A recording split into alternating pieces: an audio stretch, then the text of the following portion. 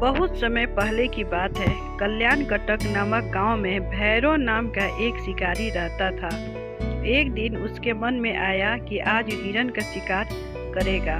बहुत दिनों से अच्छा मांस नहीं खाने को नहीं मिला था, फिर हिरन का कुछ मांस बेचकर धन भी प्राप्त हो जाएगा। यही सोचकर वह घर से निकला और पास के घने जंगल में पहुंचा। वहां उसने बड़े से जंगली सुअर को देखा। उससे कुछ ही दूरी पर एक हिरन भी विचर रहा था। शिकारी ने पहले तो सुअर को मारना चाहा। दूसरे ही क्षण उसने सोचा कि यदि वह पहले सुअर का शिकार करता है तो हिरन तो जरा सी आवाज़ सुनकर ही भाग जाएगा, इसलिए उसने पहले हिरन का शिकार करना ही ठीक समझा। फिर क्या था, शिकारी ने उसी समय तीर कमान पर चढ़ाया और निशाना साध कर छोड़ दिया। निशाना अचूक था। अगले ही पल बेचारा हिरन धरती पर गिरकर तड़पने लगा। शिकारी ने भागकर हिरन को उठाकर अपने कंधे पर डाल लिया और अब सुअर के शिकार करने को निकला।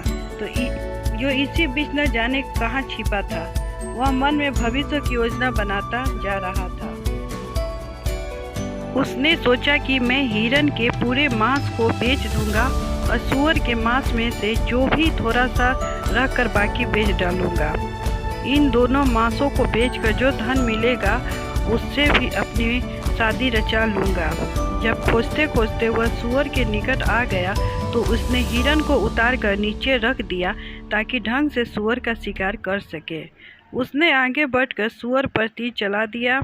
जैसे ही सुअर की छाती में तीर लगा तो वह क्रोध में भरकर पलटा और शिकारी की ओर झपटा। सुअर के शरीर से खून बह रहा था, मगर इस पर भी वह मरने से पूर्व अपने शत्रु शिकारी से बदला लेना चाहता था। वैसे भी जब प्राणी की मौत आती है तो उसका कोई न कोई बहाना बन जाता है। वह बहाना जल में डूबने का हो या आग में जलने का, भूख, शस्त्र, रोग और पर्वत से गिरने का भी हो सकता है। मृत्यु जब आती है तो उसे कोई रोक नहीं सकता।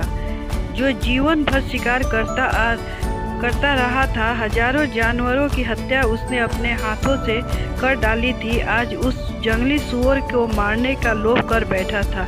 क्रोध से भरे सुअर ने उस पर हमला किया और शिकारी के एक झपट्टे में धरती पर लंबा कर दिया।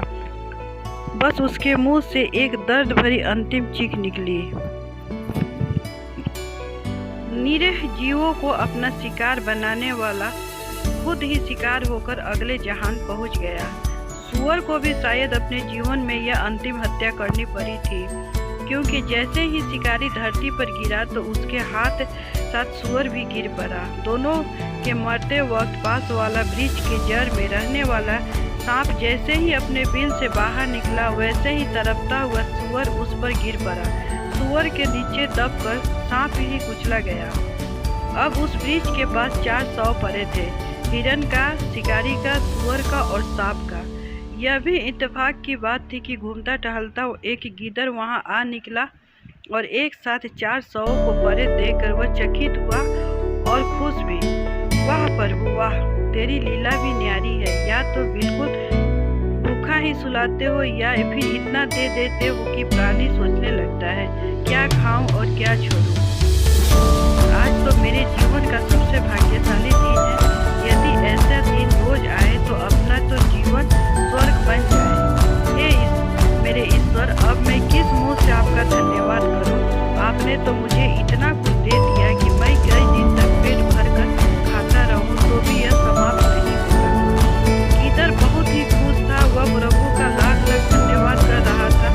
अब उसके सामने सबसे बड़ी समस्या यह थी कि इतने सारे भोजन में से सबसे पहले कौन सा भोजन खाए और किसे बचा कर रखे। इसी उलझन में बड़े गीदड़ ने सोचा कि पहले 1 महीने तो इस शिकारी का मांस खाकर काम चलाएंगे, दूसरे महीने में सुअर और मृग का मांस खाकर अपना काम चलाएगा।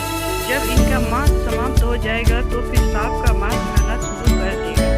मगर अब क्या खाया जाए? गीदड़ यही सोच रहा था कि अचानक उसकी नजर शिकारी के धनुष पर पड़ी, जिसकी डोरी चमड़े की थी। उसने सोचा आज का काम तो इस चमड़े की डोरी से भी चल जाएगा। यही सोच उसने चमड़े की डोरी पर अपना दांत गिरा दिया।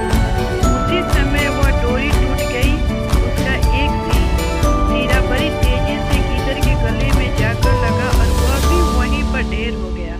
अब 4 के स्थान पर 500 परे नजर आ रहे थे। यही होता है अधिक लोभ का फल। प्राणी को अपने जीवन के एक पल का तो पता नहीं, परंतु वह 100 वर्ष क्या